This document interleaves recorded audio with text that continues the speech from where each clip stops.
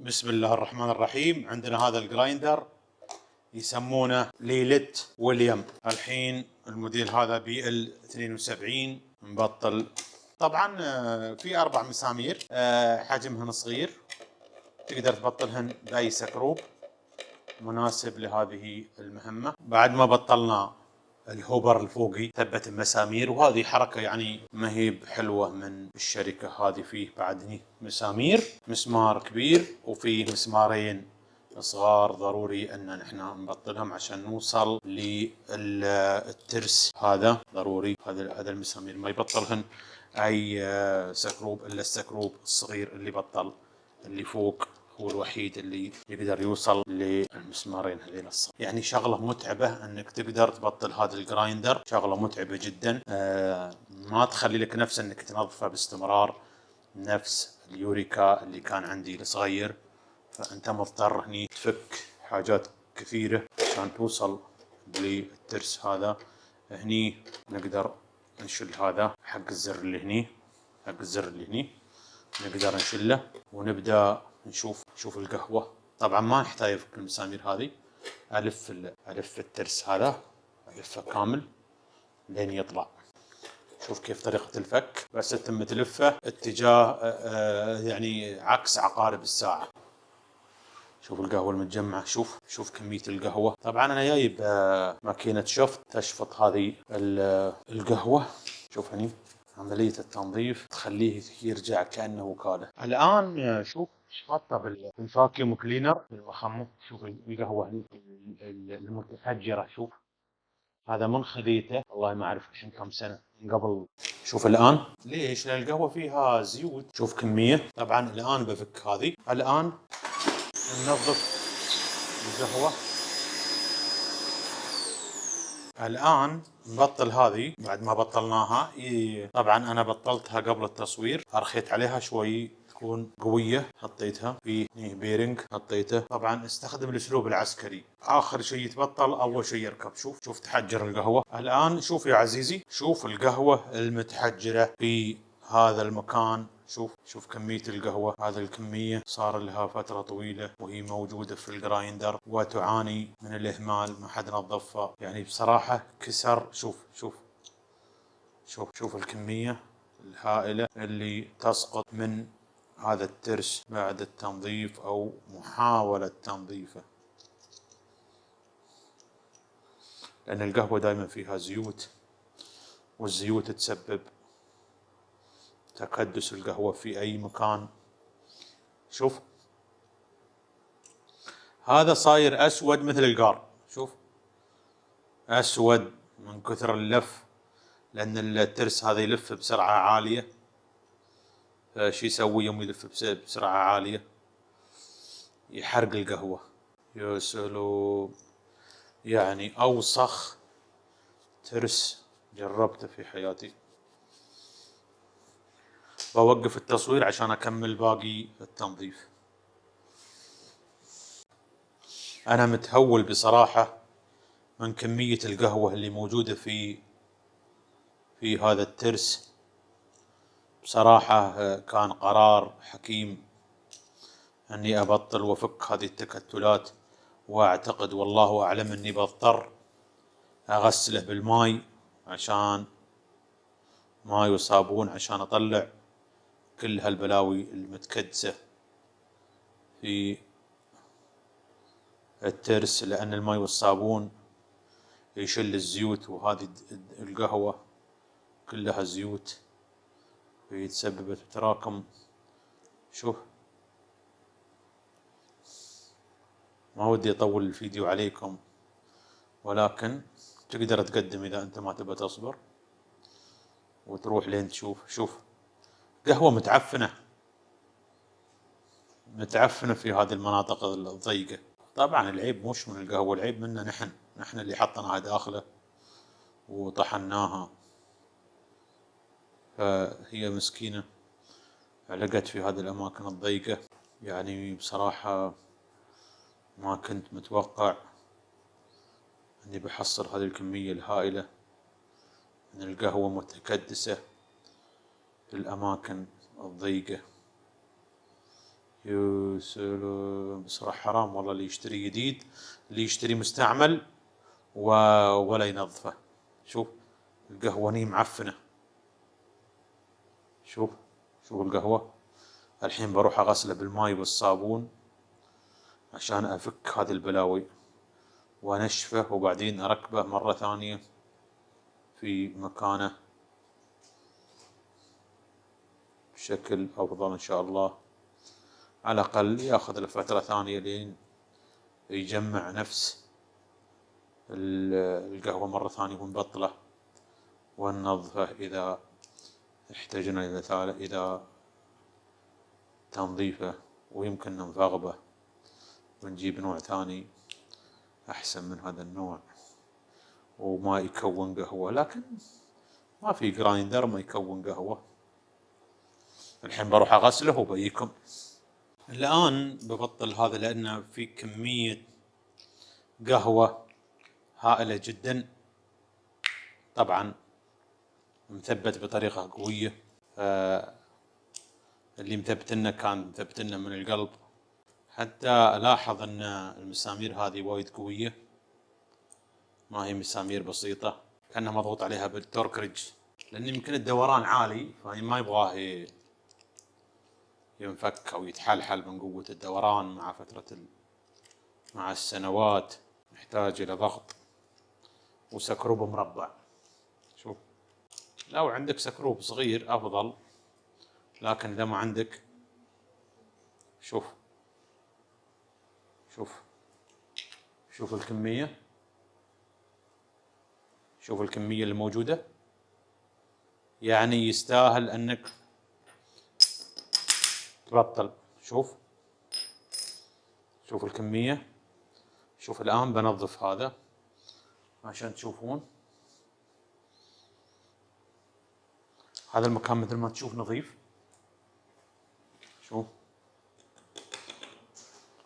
شوف كمية القهوة اللي تنزل. طبعا نجيب لها البروش العادي نبرشها، ويفضل انك تبرشها على تحت عشان ما تطيح القهوة في الفتحات هذه، تحتاج انك تنظفها بطريقة قوية. شوف الحين هذا نظيف جدا، وهذا يتم تنظيفه كذلك من القهوة اللي عالقة تحته. شوف مع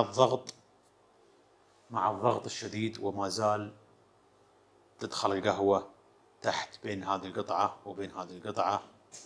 أنا ما أعرف ليش مسوين قاب هني. شوف القاب هذا أعتقد أنه هو أساس المشكلة اللي يخلي القهوة تدخل تحت التروس. الآن ننظف. شوف ننظف هذه المكان المسامير عشان نضمن أن خلاص نظفناه بطريقة حلوة وبذمة وضمير. نظفناه بذمة وضمير، ما يحتاج هذا أغسله، هذاك غسلته، لكن هذا ما يحتاج إني أغسله. بركبه.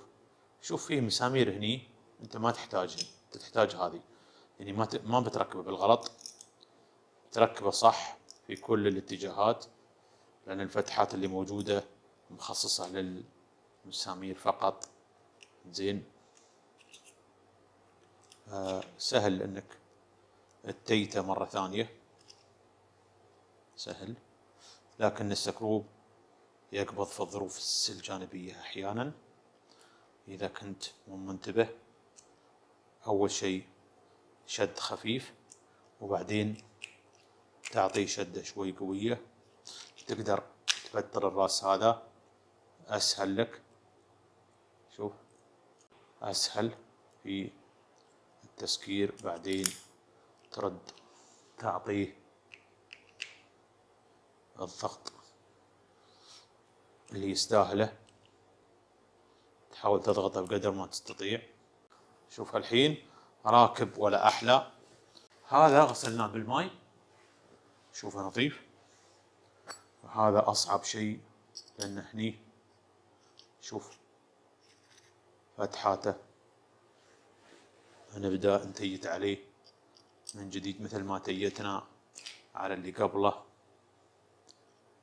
تيت عليه بالراس هذا بسرعة، باليد أسرع. فعلا الحاجة هم الاختراع، احتاجنا شيء أسرع فما وجدنا طريقة نفك راس السكروب عشان يكون أسرع في التركيب مرة ثانية. الآن شوف المسامير ظهرن هني من الجهة الثانية، ظهرن برا، فلازم نتيت عليهن بقوة شوي عشان ما يفلت عليك الترس عند الدوران وتتوهق يا بطل. حاول تتيت عليه قد ما تقدر.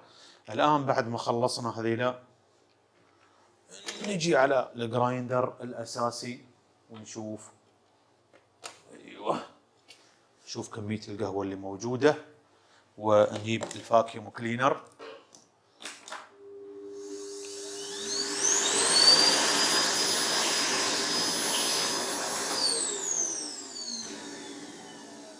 شوف حتى الفتحات اللي هي فيهن قهوة، القاعدة الأساسية اللي تحت فيها قهوة ننظفها.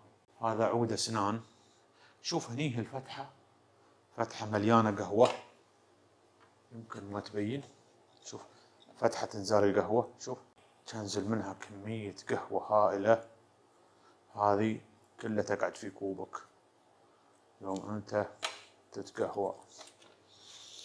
والله يا جماعة انك تستغرب من كمية القهوة اللي موجودة في هذا المكان. شوف كمية القهوة اللي موجودة. الحين نشفط هذه القهوة.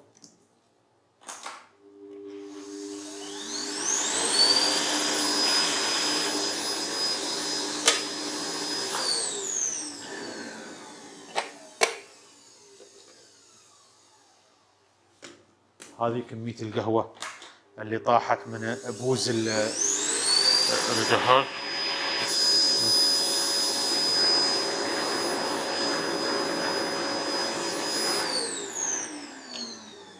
نرجع الآن نحاول نحرك الأطراف، في قهوة ما زالت متجمعة في الأطراف.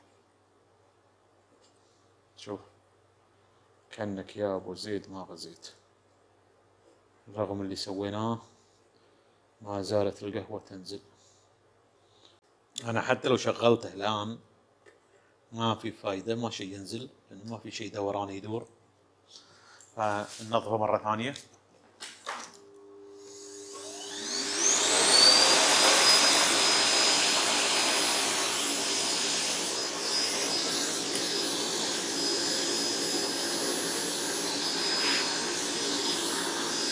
شوف كمية القهوة اللي نزلت.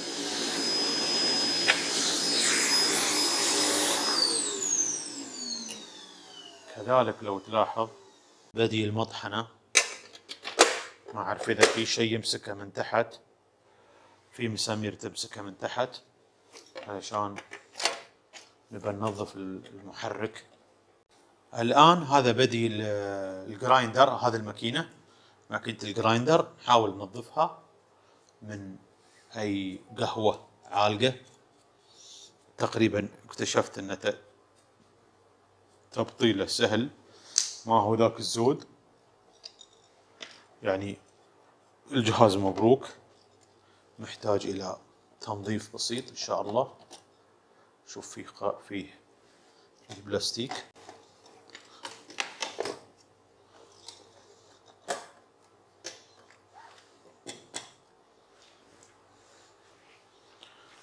طبعا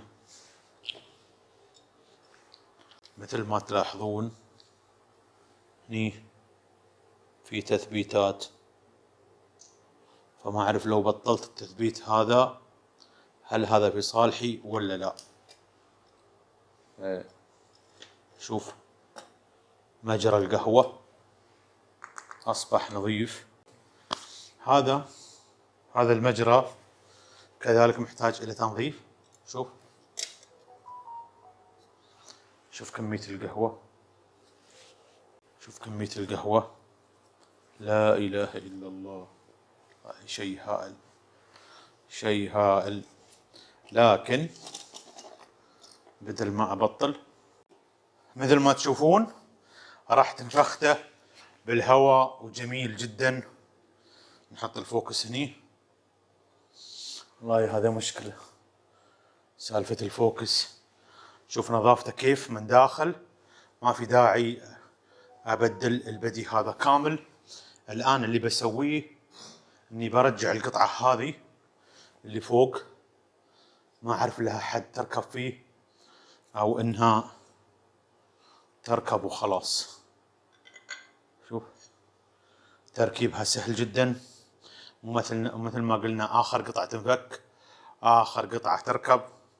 شوف هني حطينا البيرنج هذا والرنج، ونبدأ نصك عليه. بعد ما صكينا عليه نحاول نثبت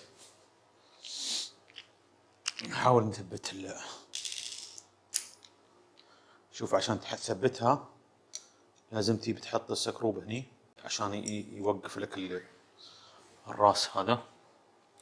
بعد ما يوقفه تجيب الاسبانة وتحاول تزر عليه شوي شوي، كمية ضغط ما تكون هايلة وما تكون بسيطة لين يثبت. الله أكبر، أذن العشاء.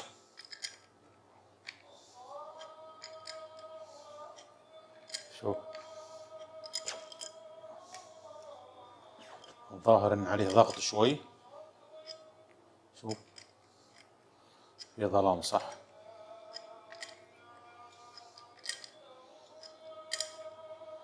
هذه الصامولة اللي أنا قاعد أتيتها هي اللي تمسك الترس، فلذلك لازم نصبر عليها ونتيتها عدل، عشان في النهاية هي الأساس.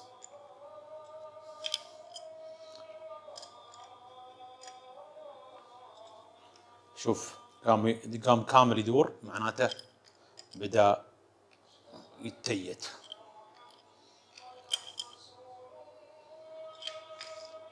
شوف تأكد أكثر بحيث أنه ما يتحرك. بعد ما تيتنا القطعة هذه وخلصنا منها، أيوة بعد ما تيتنا القطعة نجيب القطعة هذه نحطها فوق ونبدأ نثبتها مرة ثانية لين نوصل نقطة الصفر. نقطة الصفر أن الترسين يركبون على بعض. لازم أسوي كذي لأن الليت جاي من فوق. الترسين الحين متجمعين فوق بعض، فلازم يلمس الترس الآخر.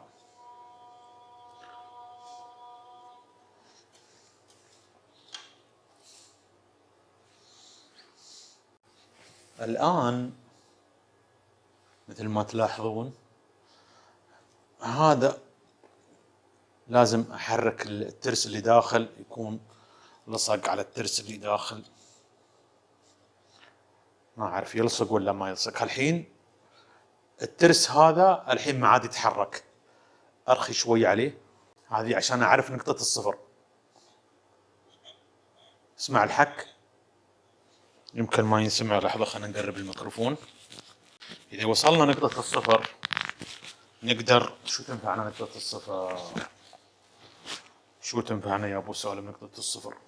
الآن عشان نثبت لازم ندخل بهالطريقة، وفي ضرسين هني. شو ضروس؟ لازم ندخل بهاي الطريقة لين يوصل الأخير ونرفع. شوف الآن ثبت، بس في هذا الواير لازم تنتبه له. بعد ما تثبت القطعتين هذه مع بعض نبدأ الآن في التركيب، تركيب الراس. طبعا القطعة هذه تركب هني، تركب في هذا المكان. هني نشوف هني 1، هني الصفر، هذا الصفر الله أعلم أنه هذا الصفر لأنه محطوط 3 نقاط. فبنحاول نركب القطعة هذه عشان الزر، لأن هذا زر التحكم اليدوي. لو تلاحظ فيه هني فتحة وفي فتحتين هني لحالهم وبينهم فاصل، هذا عشان يدلك على التركيب الصحيح. بدون التركيب الصحيح عشان ما يركب غلط. شوف الآن رديناه مكانه، وهذه الضروس ترجع في مكانها عشان تلم الجهاز. شوف ثبتناه. فنجيب المسمار، وين عقينا المسمار، وين عقينا المسمار؟ هذا الكبير اعتقد والله اعلم لانه يركب هني بس. شوف الوحيد يركب في هذا المكان، هذا المسمار يركب هني. يخرب بيت ام الفوكس يا جماعه، اعذروني موضوع الفوكس هذا بصراحه سوالي ربكه. هذا هني يعني ثبت هذه القطعة الواجهة الأمامية، ثبتها هني بس لا تضغط عليه لأنه بلاستيك. البلاستيك أنتم تعرفون مصانع تحطه عشان شو؟ عشان أنت تجيب أم العيد وتشتري غيره، فهم يضطرون يحطون أو يتعمدون يحطون بلاستيك عشان أنت تضطر تشتري غيره، ويكونون هم المستفيدين من عملية تركيب. ننظف.